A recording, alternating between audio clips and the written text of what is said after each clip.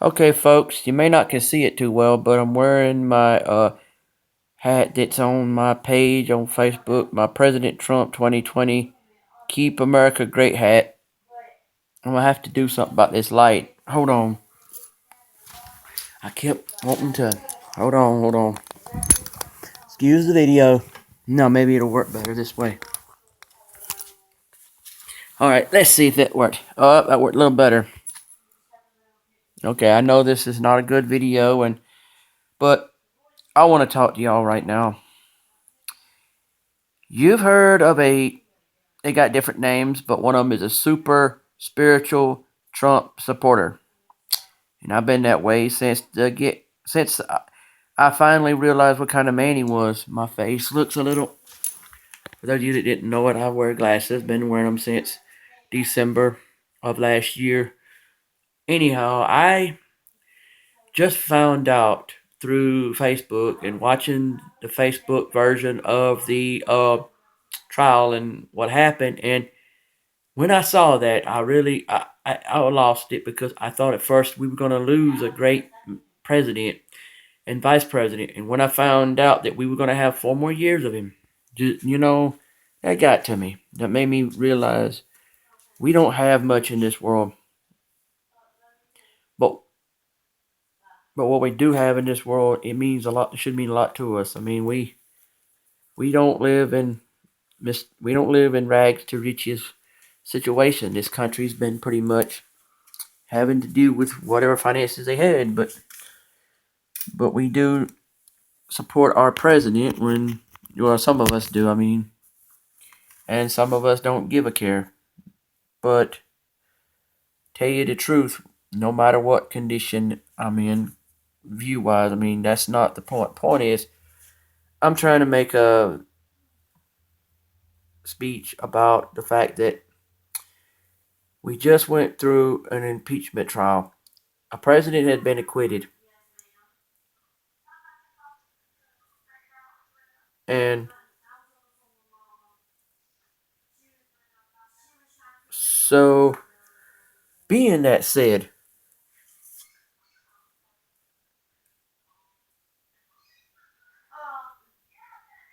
you find out that through all this, that it brought out a bunch of stuff that nobody wants to admit to. Hold on, I'll fix this light thing. I've been trying hard.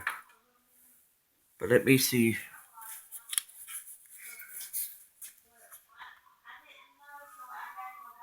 Alright, this may not be the best light in the world, but it's a flashlight and it'll do for now. But anyway, the point I'm trying to make right now through all this is that we gained a good president and we'll still have a good president. And I believe that we'll have Keep America Great Trump 2020. And I just say, there's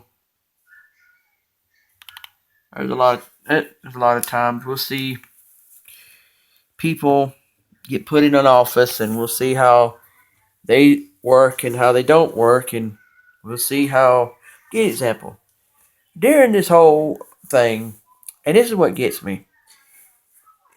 This is an emergency uh, video, audio. I'll do some video of it and some audio of this whole thing. But okay, you've seen my face and you've seen my hat, so let's do it like this.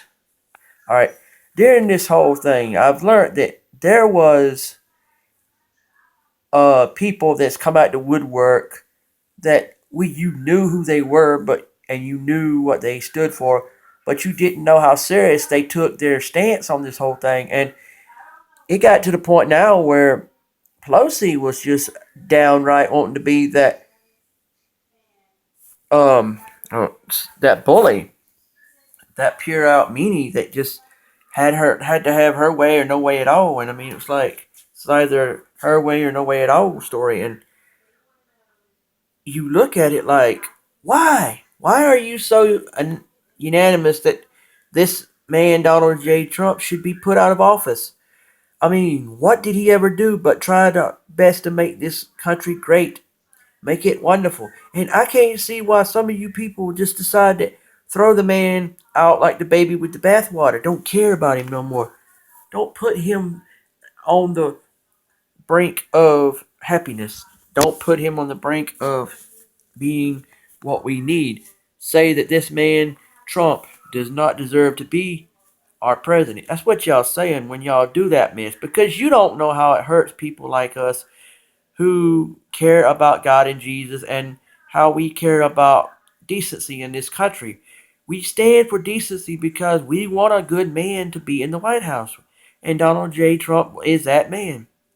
And I cried during the time that me and my wife heard the impeachment trial, and I was scared we was gonna lose him. And I kept begging God. I had my hands